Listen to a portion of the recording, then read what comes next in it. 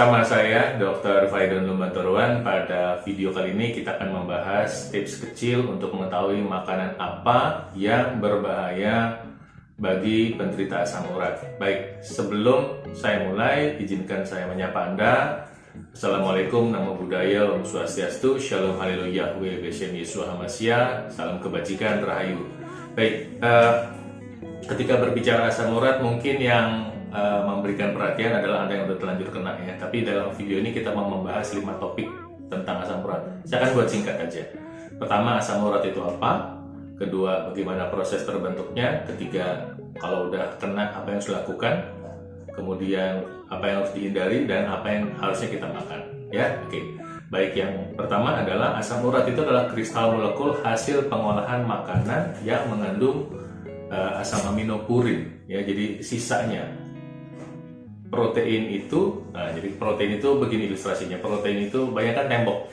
Tembok itu isinya batu bata. Nah, sekarang protein itu isinya asam amino, tersusun atas asam amino. Nah, kalau Anda melihat tembok kan macam-macam tuh penyusunnya, bisa batu bata, bisa batako, bisa batu kali. Nah, demikian dengan protein tubuh.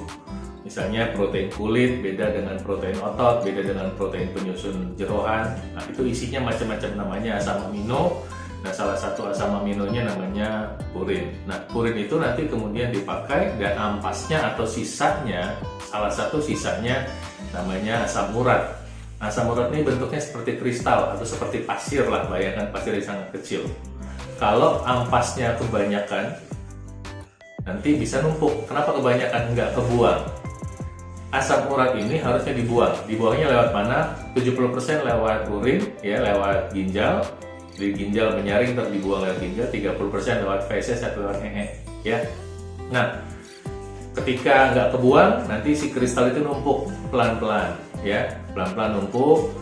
Numpuknya di mana? Di ujung-ujung sendi, jari tangan, jari kaki, pergelangan kaki, ya, di sekitar mata kaki, kemudian juga di lutut, ya. Prosesnya panjang, puluhan tahun.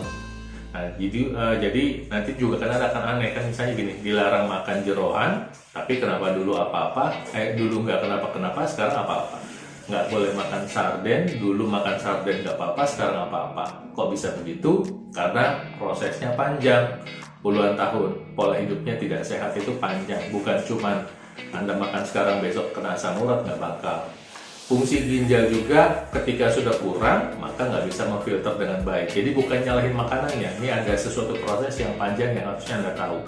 Oke, jadi itu yang mungkin Anda harus tahu, proses kebentuknya. Nah, kemudian yang ketiga adalah apa yang harus dilakukan. Yang dilakukan adalah kalau udah terlanjur sakit, segera hubungi dokter Anda, minta obat, ya. Nanti jangan ngeresepin sendiri karena beberapa obat itu memang punya efek samping tertentu, jadi harus dimonitor sama dokter. Jangan cari-cari mbak Google, konsultasi lah, dokter kan di mana-mana banyak. Nanti dokter akan membantu memberikan obat sambil Anda mengubah pola hidup. Nah, ketika mengubah pola hidup itu ada yang harus dihindari, ya. Ada yang harus dihindari, yaitu apa yang harus dihindari? Pertama, sementara daging berkaki 4 dihindari dulu. Ya, jangan Anda potong kambing terus Anda bilang, dok, kambingnya sudah saya potong, kakinya tinggal 2 atau udah nggak ada kakinya. Ya nggak bisa, tetap kakinya 4. Jadi yang pertama adalah daging, ya, kemudian jeroan udah pasti, kemudian ikan-ikanan tertentu, ya, seperti ikan ikan sarden dan tuna dan udang kerang kepiting hindari dulu, ya. Nah, kemudian yang penting lagi adalah gini, cara masak. Cara masak itu mempengaruhi, bisa meningkatkan masalah asam urat. Goreng tepung, ya, atau masakannya ditambah gula. Oke. Kemudian sementara sayuran yang tinggi purin itu dihindari. Misalnya asparagus, brokoli, kembang kol, sayur bayam, ya. Kemudian melinjo, buncis, itu dihindari dulu, ya. Sebetulnya kalau fungsi ginjal Anda bagus, nggak ada masalah, buktinya dulu nggak apa-apa kan. Nah, sekarang tidak apa-apa. Nah, sekarang sementara ketika sudah terjadi masalah dihindari dulu. Nah, kemudian minuman. Sementara, ini saya mengingatkan nih, mungkin Anda di antara Anda tuh ada yang suka minum-minuman alkohol, ya, whisky, Johnny Walker, Hennessy, kemudian atau yang versi lokal, ya, tua atau cap tikus atau bir itu di stop karena dia mengganggu fungsi pembuangan pada ginjal dan meningkatkan kadar gula, meningkatkan pengentalan darah, pokoknya bisa memicu asam urat. Kemudian minuman dalam kemasan dan atau minuman saset, minuman dalam botol yang banyak gulanya itu dihindari dulu. Dan minuman jus pun juga ya, walaupun dibilangnya jus tapi itu banyak gulanya. Kalau mau minum buah asli di blender namanya smoothie. Oke.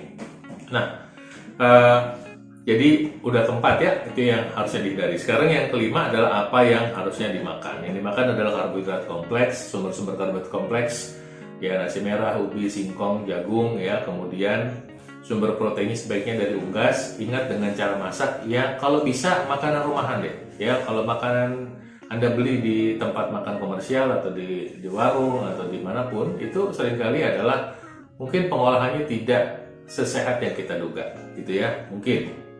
Ya kalau di rumah Anda bisa pastikan lebih sehat. Kemudian makan buah-buahan, khususnya buah-buahan vitamin C. 3 kali sehari dengan buah-buahan yang kaya vitamin C, jeruk, khususnya dan pepaya itu bisa membantu proses pembuangan asam urat nanti, termasuk semangka ya. Semangka memang tidak kaya vitamin C tapi dia membantu membuka pembuluh darah sehingga proses pembuangan asam urat bisa menjadi lebih baik. Nah kemudian yang penting juga adalah minum air putih yang cukup. Anda mau pakai hitungan yang mana nih? 2 liter sehari atau 30 cc per kilogram berat badan. Saya pakai yang 30 cc per kilogram berat badan. Kalau beratnya 90 kilo maka sehari 2,7 liter. Kalau berat Anda 70 kilo sehari 2,1 liter. Itu yang bisa saya sampaikan pada video kali ini. Apa yang harusnya Anda lakukan, kemudian apa yang harus dihindari makanan-makanannya, ya. Kemudian apa yang harusnya Anda makan. Mudah-mudahan bermanfaat. Saya doakan Tuhan Yang Maha Kuasa memberkati Anda. Tolong diklik subscribe bagi yang belum dan kemudian di-share bagi penderita asam urat. Saya doakan Tuhan Yang Maha Kuasa memberkati Anda. Salam sehat dari saya.